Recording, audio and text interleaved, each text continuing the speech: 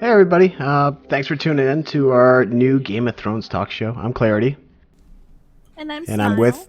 there we go. Today we'll be discussing tonight's episode. So if you haven't seen this week's episode, you probably should leave now. So why don't we start off with some introductions? I'm here with Smile. Smile, you want to say some things?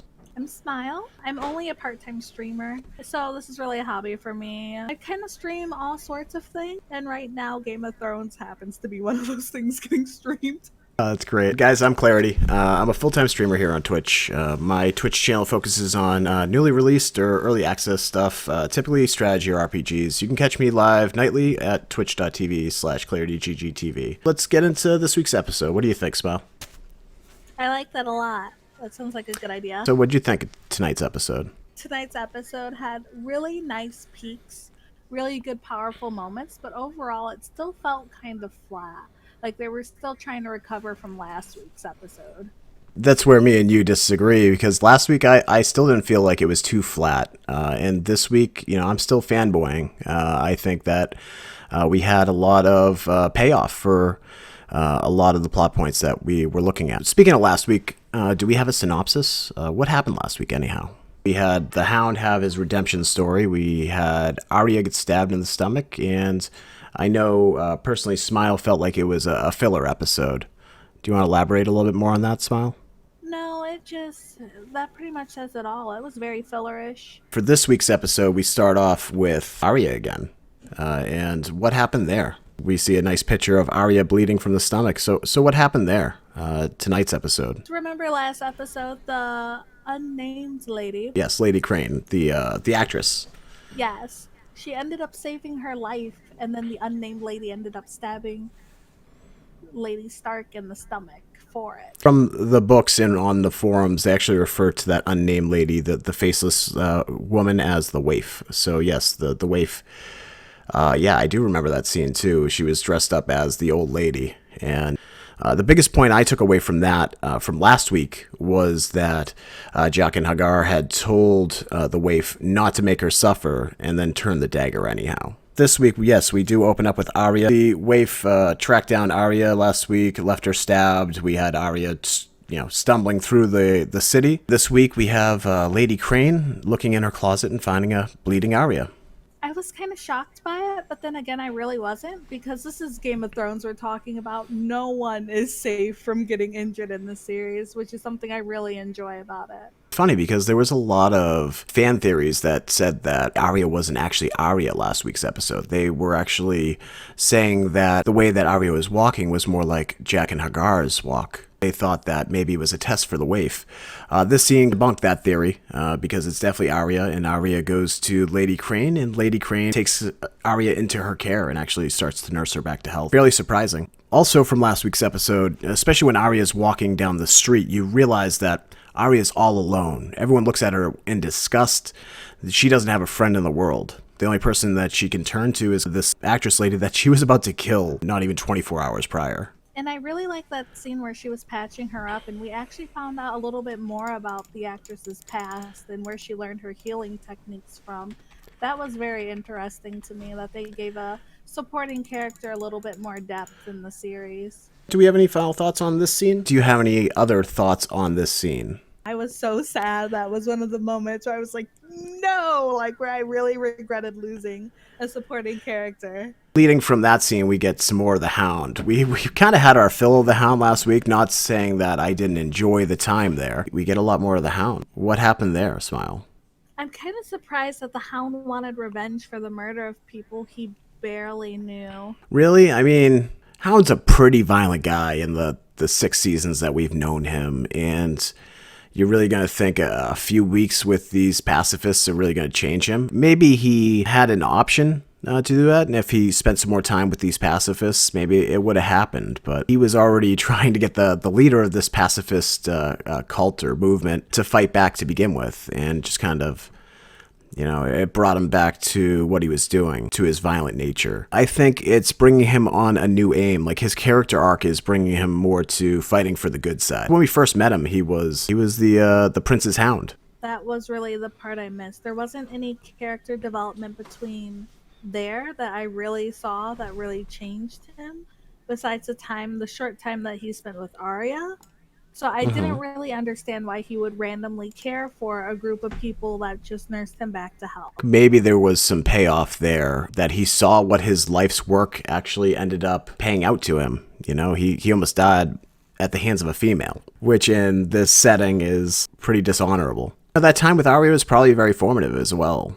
But yeah, we get the Hound fighting back against the Brotherhood. He tracks down the people that attacked the cult that he was with, and he gets back to his violent roots. That scene just made me sigh very heavily. The whole Brotherhood, and I did Did like you that the Brotherhood killed their own because they shamed them. I did like that part. you wanted the Hound to stay pacifist forever? What about the Clegane Bowl? Don't we want the Clegane Bowl? Yes and no. That whole thing is a mess. I think that will Yes. be covered a little bit later. I don't know if that theory is going to hold up anymore. Going on to our next scene, we have the most famous dwarf in the world. This one was kind of a filler scene to me, just saying goodbye to Varys for a couple episodes. He's left on some duty that we don't really get to know what's going on, and we get to see a little bit more of Tyrion's ego. In recent episodes, I feel like Tyrion's fallen kind of flat. He just drinks and he knows things, that both in his own words and just his character arc, it seems to be going not much of anywhere. I feel like I would have to disagree with you there because he's really, really cocky, and then he was proven wrong. And then he had to go back and apologize for that and watch a city be burnt to the ground. You know what I mean? Just because of his mistakes. So I really feel like that is a major pivotal character development point for him. I still feel like he's kind of stagnant right now. Maybe with some other developments that happen in Marine, we'll see where it goes from here. That we'll be covering a little later. Very cool scene with Jaime and Brienne. I think there's a lot of unrequited love, and I love that it's unrequited. I just love that. I'm just like, yes, unrequited.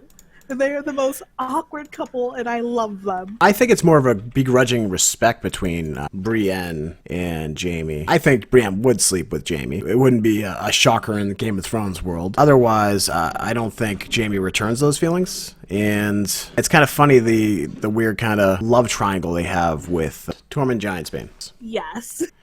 Those are awesome scenes, and actually, MM is going to be really upset if they don't end up hooking up. She thinks they're a cute couple. It's just because there's so many things that point to Jaime actually having like a soft spot for her.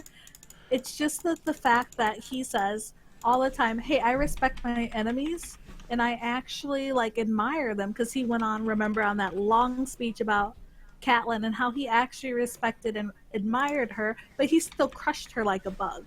But when Brienne? yes, Brienne? when she was leaving in that boat, he could have sent his entire army to go get her, because she was like, if you storm that castle, we'll be enemies and I'll be forced to fight you. But instead, he just waves and stares off into the sunset after her. So adorable. Well, I don't think it was sunset, and we do have that screenshot for later. I just wanted an opportunity to talk about Tormund and Brienne. So, do you think that's going to go anywhere in later episodes? Because Brienne looks on in disgust. I feel like it could develop. All right, so let's talk about this actual scene that we're looking at with Brienne trying to give the sword back. I think that's kind of a moment. The sword's name is Oathkeeper, and Jaime, when she tries to return the sword to him, is like, no, that's always been your sword. That's your sword. I think a lot of that has to do with the fact that the sword is named Oathkeeper, and Jaime still feels he's broken some of his oaths in the past, where she tries so hard not to break any of them. I agree, definitely. I think that's pointing that out there, that she is the Oathkeeper. I'm looking at this picture, and I see him looking at her and longing. Longing? Still shipping that.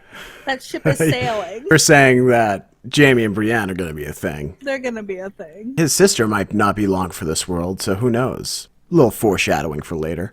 Our next scene with the Faith Militant and Sir Robert Strong, aka the Zombie Mountain. Cersei chooses violence. Cersei is a character that you love, but you love to, where you just hated Joffrey, you love to hate Cersei, because she has these moments in her personality which are just amazingly strong. She's a really protective mother. She'll do anything for her family, but she'll also torture her enemies and make sure that they die horrible, painful deaths, no matter what the cost or length. like getting your head ripped off by a zombie. Yes, exactly. Perfect example. This scene was hilarious. I'm like, oh man, this is going to be, a hearkening to the show title of No One, ripping off somebody's face. And off pops the entire head. We've had the mountain crush somebody's head, but now we've had him straight rip somebody's head off. So he's he's a violent man. I feel like that's also going to cause some problems if that gets back to the High Sparrow, that they stuck a giant, meat cleaver through his chest and nothing happened. So that might bring up some stuff, too. Yes, some unholy creation is ripping apart, the Faith Militant. Yep, exactly. Tommen in the throne room. I hate this scene, and this is the scene that made me hate Tommen and made me love Joffrey. Because Joffrey at least had a backbone. Tommen is just getting pushed around by all these players. He really is a pawn here, and he doesn't feel like a king. Tommen pretty much sells his mother out. Sits on the throne. Kevin Lannister, the Hand of the King, tells Cersei, "Now you have to go sit in the crowd. Sorry, you can't stand next to your son." Then decrees that trial by combat cannot be allowed in either of the Faith's trials, or just in any trial anymore. The plan that Cersei's had for seasons now of how to deal with the Faith in her upcoming trial is now on the back burner, and she has to go back to the drawing board. But it's definitely thrown a large distance between her and her son, and I feel like this scene is just kind of the death blow to whatever she felt that she had with her son, because this relationship seems done. He's pretty much given her a death sentence. I don't think so, because we're forgetting a major key player here that hasn't been present at all during this episode. The Queen. Marjorie. Remember, even though she was spewing all of that religious nonsense, she slipped a little letter to her grandma last episode that had the heart, the rose with the thorns on it, saying, "Hey, I'm not lost all this. I know what I'm doing. Just trust me." She might be working something in the back that we don't know about. Well, any sort of plot that Marjorie would be brewing would be cutting his mother out anyhow. I don't think there's any love lost between Marjorie and Cersei. There's not, but there are two houses. Because it was also said last episode as well. There are two houses support the Seven Kingdoms so much. If one falls, the other falls with it. While they hate each other, they also need each other. I don't know if Marjorie needs Cersei anymore. I think that ship has sailed. But I think there is definitely some credence to what you're saying, that Marjorie might be behind the scenes pulling all the strings. She even had the High Sparrow playing to her tune to get out of that trial completely. I can get behind that statement that, maybe there's something here that we don't quite know yet. And we do know that their house was actually responsible for the assassination of Joffrey. So yes, they've been doing a lot more behind the scenes than what everyone knows. How much, we still don't know. Brienne with the Blackfish. So Brienne is in River Run now, and she has been allowed entrance into River Run to try to parley with the Blackfish to have him surrender the castle and come fight for the Starks. Horrible. He's a stubborn old man. Horrible. He is. Doesn't make him any less badass, though. He's a pretty good character. Pulled out Oathbreaker and cut his head off and been done with it. Oathkeeper. Well, it might have been an Oathbreaker at that point. She had given an oath to try to get River Run and the Blackfish's army to fight for the Starks. This scene was pretty cool. Blackfish is not giving up, and he says, "No, I'm not giving up my home for nothing. Sorry, kick rocks, lady." I just wanted the Blackfish dead. Tyrion having a drink with people that don't normally drink. This was kind of a fun scene. They're telling jokes. I like that Grey Worm told a lie and then said it was a joke. That really made me laugh really hard. Well, I feel like the joke that he told was just like, "I've been lying to you this whole time. Of course, I am actually a soldier. There's always soldier jokes," which was so great. And then Missandei's jokes that just fell flat. But there's also these knowing glances between Missandei and Grey Worm, where, when she's smiling, you could see that there's that relationship has definitely blossomed between the two of them. It's too bad that Grey Worm has no junk, though. Yeah, I was just about to say, I don't know how they're gonna, I don't know. She's out of luck. She's gonna be forever out of luck.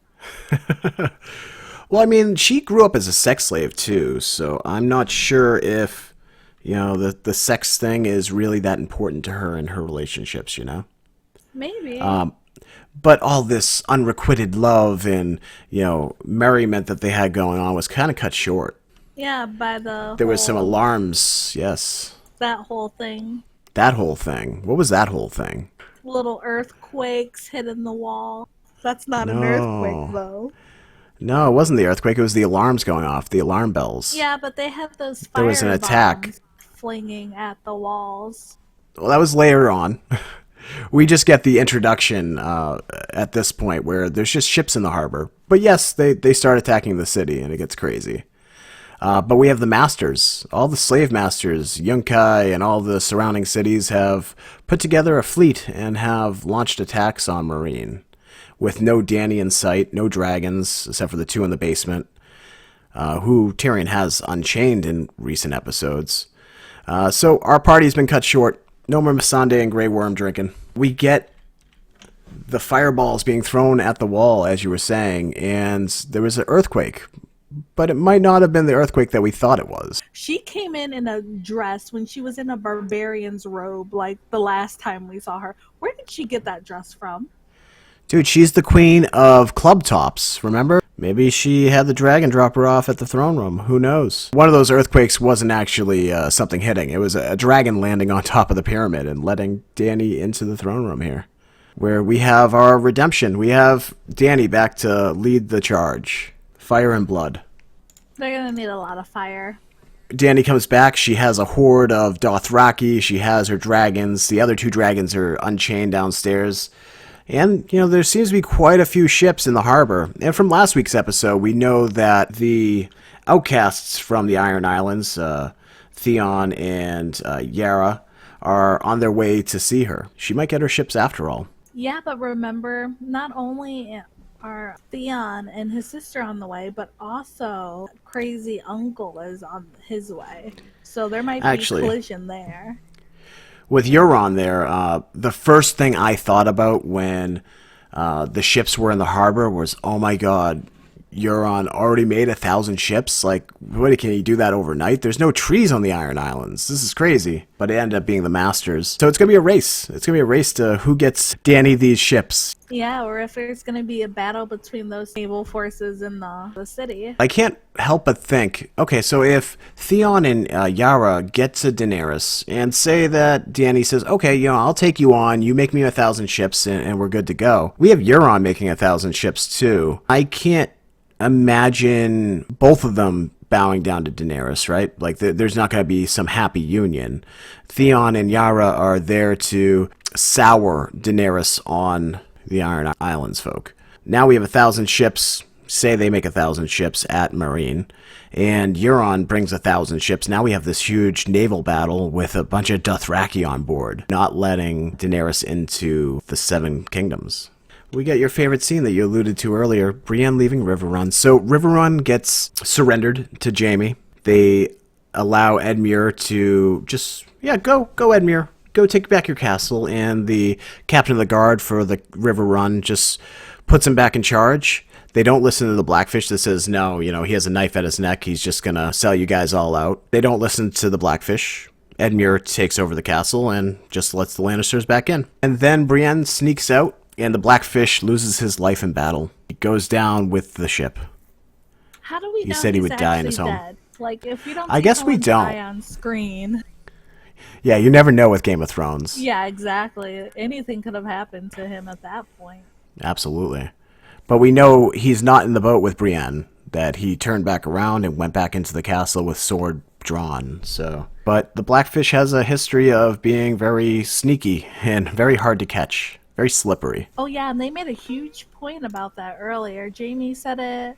I think actually Brianna said it, and so did Cersei when they were all there talking about it back inside the Red Keep. Yeah, definitely. They said something about not being able to catch him for 7 or 5 years or something like that. He was on the hunt since the War of the Five Kings, and they never caught him until now, supposedly. But we'll see. The end of this scene was your favorite, I hear. This is so sad because they still haven't said, I love you. She's sailing away, and who knows, because it's Game of Thrones.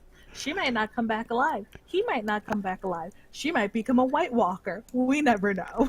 That'd be one really big White Walker. It's not love. I mean, she just threatened to kill him in this episode.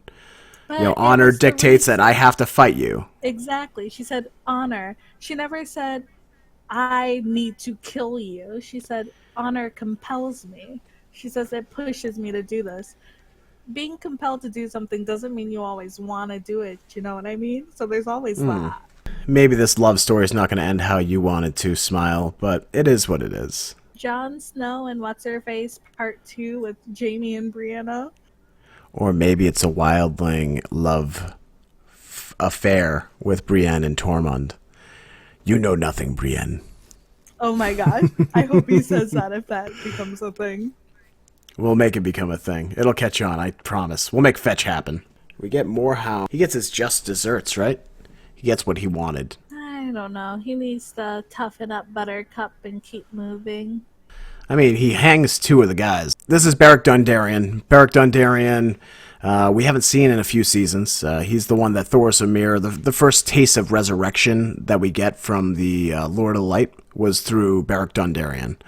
And we haven't seen him, but last week we did see his cohorts go and raid that little village that they were building.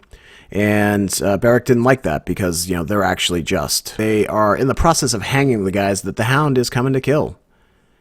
And the Hound's like, nah, man, I want them. I want them all. And Beric's like, nah, I'll give you one dude. Should have just let him kill him and then moved on. Beric says, all right, you can have two of these guys, but you can't gut them because he just wanted to take his new favorite weapon of the axe to them. He's like, no, you have to hang them. So the Hound kicks over the two guys that he chooses to kill, and then takes his boots. Hound's been badass running around with no shoes on and an axe. Not only is he not against violence now, he's not against wearing something that comes off of a corpse now. So we might have the Hound back of old. He seems a little more brutal than past episodes. Alright, so I guess we'll just move on to the next scene. We have the last sequence of scenes here. We have an Aria scene where she's being chased through the city. Wow, this scene was kind of crazy. She's jumping off of buildings and tucking and rolling. And finally we have the big payoff here with the Waif versus Aria. Aria runs down all of these back alleys, and we catch up with Aria and the Waif, and they're in the alley that Aria actually had slept in when she had left the House of the Many-Faced God. It's a very cool scene where all of Aria's training comes to fruition. She cuts a candle in half and fights in complete darkness. It fades to black there with the candle being snuffed out. And in the next scene we have Jaqen H'ghar and Aria with the final words. Aria's finally no one. She's like, I'm Aria. I'm walking out. Pretty much Aria threatened to kill Jaqen H'ghar in this scene. She had needle to his chest. The scene kind of pans with Jaqen H'ghar walking into this area, the Hall of the Faces, and it's the Waif's face still bleeding in one of the cubbies. Jaqen H'ghar made it seem like it was her final test. Now she's finally no one. And she's like, nah, I'm not no one. I'm Arya Stark and I'm going home. Badass Arya, you know, finally paying off seasons of this storyline that seemed to go nowhere. She's heading back to Westeros. What an ungrateful brat. Ungrateful. Jaqen H'ghar has this like knowing smirk when she says it, like he knew it all along. I would have liked her to stay there because it was such a cool story arc. She killed someone, she became no one. She gave the many-faced god a face because that's what he said. Because I found it kind of tricky because Jaqen H'ghar was like, regardless of what happens, another face will be added to this hall. He didn't say it would be hers. He just said another face will be added. Yeah, it's always cool. Cryptic. You know, it's kind of weird that you say that you really like this storyline. Like, this seems to be most people's least favorite storyline. They just kind of stuck her in east of the sea. She's just been hanging out there. Like, it was second worst to only Bran's story arc they hated, because he was just sitting someplace learning stuff. And it was the same with Aria, that she was sitting there and just learning stuff, and maybe we'll check into her every couple of episodes. The last couple of episodes, there's been payoff for her storyline, but, you know, we've had seasons of this. And I'm sure a lot of people are going to be breathing a sigh of relief that, you know, we're leaving Jaqen H'ghar. I liked him. And she's heading back home. And I like You Bran's like? story because we found out what happened to Hodar. No, eventually there's payoff, but it was very slow going for a long time there. And that was the episode. It was a decent episode. It was a lot better than last week's. I really want to see that unrequited love. I actually want to really see Jaime get back to Cersei so he can hear about what his son did. I Yeah. think that explosion is going to be really, really cool and really good. Yes, I mean, and there was quick payoff with River Run. He took the castle back, and now he gets to get back to Cersei, which was the conversation he's had with Edmure and Blackfish. Like, hey, I'll kill all of you guys. I just want to get home to my sister because I love her. That And devotion, that speech he gave was like, oh my gosh, that's really cute. And it would have been really impressive if that wasn't your sister. Okay, so I guess we'll go into, if you want to play the video for next week's. We have the sneak Battles have peek. been won against greater odds. I fought beyond the wall against worse than Ramsay Bolton. You don't know him.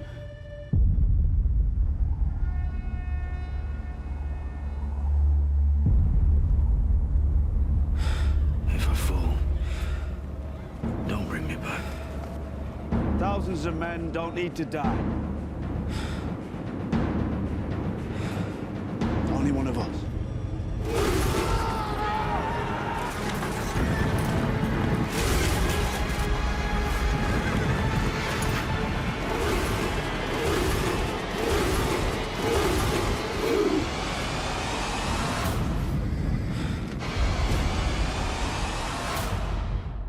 So I'm appropriately hyped for that. How about you?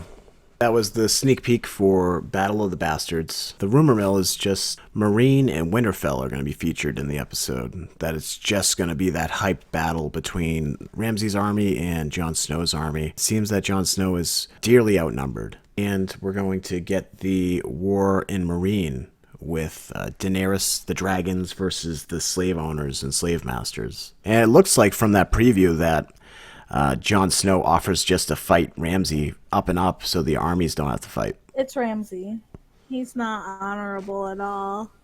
I agree. I don't think that's going to happen. But we have seen Ramsay shirtless with 2 daggers, like, going ham. It's always a possibility that Ramsay could just, like, beast mode it. He only fights when he knows he can win. Oh, but we heard Jon say in that preview, if I die, don't bring me back. I don't believe Melisandre would, for a second, not bring him back to life. She believes he's the promised one. She would do it. So what do we think is going to happen next week? There's not even going to be the Dothraki and all them warring. I think she's going to be like, okay, open the vault with my other 2 dragons and burn that entire fleet, because it's all wood. So why wouldn't Yeah, but she throw your she wants those ships though. I need 1,000 ships. You just brought me 600. We're halfway there. That'd be too easy for the showmakers to just burn the ships down. I was also shocked because they're using fire from the wooden ships. For next week, you think that the dragons are just going to be unleashed. I think Okay. she's just going to throw them at him. What do you think about our other storylines? Aria, I think they're just going to deposit her somewhere east of Westeros, like she was talking She's just going to about. show up. Yeah, she's just going to be like, I got on a ship and I came all the way to Westeros in 1 episode. And now I'm going past that to go look for the end of the world. And what do you think for the Battle of the Bastards? The Bastard Bowl, if you will. I think that's a shit show. I'm half hoping White Walkers will show up. Bran can do his warging thing through like a distance now, based on Yeah. what we've been seeing. So I'm kind of hoping that he takes control of one of those dragons as well. The White Walkers might actually have access now. So, in the books at least, the wall isn't just a huge wall of ice. It's actually kind of magical. That creatures of the night or of the White Walkers can't cross it. But as we saw, we had the same type of magic in the cave that with the three-eyed crow. And because Bran was there and was marked by the Night's King already, they could actually come in. Now that Bran has crossed the barrier, that's kind of open season, that they can actually get in. This is going to be kicking it really, really far back, so I don't know if you remember, but Season 1, Episode 1, You saw that White Walker south of the wall, remember? No, it wasn't south of the wall. They were all north of the wall, but yes. Were they? Yep. They were really close, though, because I think there was an army or something, a few men that saw it. And then they came Yeah, it back was, to Eddard. Yeah, so what that scene was three crows were out on a excursion, a scouting mission north of the wall, and one of them survived and just deserted because of the stuff he had seen. So I have in our show notes here that you think somebody might die next episode. Who might that be? I'm really hoping Aria, You hope Aria is going to die. but I think it's going to be Rickon, in all honesty. Why do you think it's going to be Rickon? Because I see Ramsay just being a Bolton and being like, stop, or I chop off his head, and then he's just going to chop off his head regardless. You know what I mean? You know, Rickon has not been part of this series at all. He was too young to be any part of the series when he was first introduced in season 1, later on when he escapes Winterfell. And now he comes back, and I don't think he has a speaking line. They show his face once, and now he's going to kill him? Yeah, he's just been kind of passed around, so it feels bad for that whole character. There's been no arc, there's been no inclusion. I don't even think he's had a line in the entire series. Come here, Shaggy Dog might have been the one line he had. Rip Shaggy Dog? Rip Shaggy Dog, yes. I think some of the houses are sitting back and waiting to see who brings more and who has better fighting forces. And they're just going to desert to the side that, you know, the winner. Yeah, I could see that. I mean, we are in the north, and it is a Stark fighting against a person that's not from the north with Ramsay. And they see the things that Ramsay actually does. So maybe the north remembers, and they turn tail on Ramsay. I don't get any hint of that from the preview we watched. Anything's possible in George R.R. Martin's universe, right? Very true. I hope the next episode is considerably better, but it looks like it's going to be a lot of action. Yeah, I mean, they always gear up for the last 2 episodes of the season, so I can't imagine there not being a lot of action. You know, thanks so much, Smile. This was a lot of fun. Let's do this again next week. What do you say? For sure. We can grab more data and look it over and see what we think. Theory craft a bit more. Oh, yes, I'm Smile Hyenadon. I'm twitch.tv/Smile, HYENADON. And then Clarity? I'm Clarity. You can see me nightly at twitch.tv/ClarityGGTV. And thanks again for hanging out with me, Smile. I really appreciate it, and I guess we'll see you next week. Okay, see you soon. Take care, and thank you.